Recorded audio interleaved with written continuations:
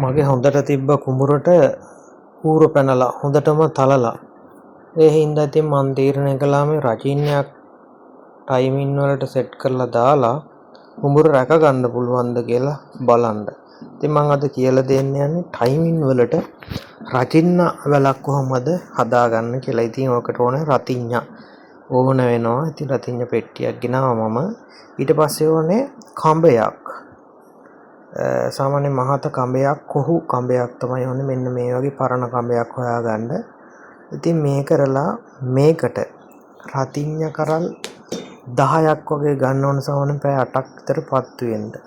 ඉතින් මේම රතිඤ්ඤා කරල් අරගෙන මේ කඹේ අඟල් දෙකෙන් දෙකමාරක් වගේ පරතරයට රතිඤ්ඤා කරලේ මුලටම තියලා බැඳ ගන්න ඕනේ. මුලටම කියන රතිඤ්ඤා කරල අය කියන්නේ අර කරලේ මුල. කරලේ මුලටම තියලා හොඳ හයියට ලණුවකින් හරි රෙදිපටියකින් හරි හොඳට බැඳ ගන්න ඕනේ. මෙන්න මේ වගේ. ඊට පස්සේ මේ තියෙන්නේ හදාගත්ත රතිඤ්ඤා වැල.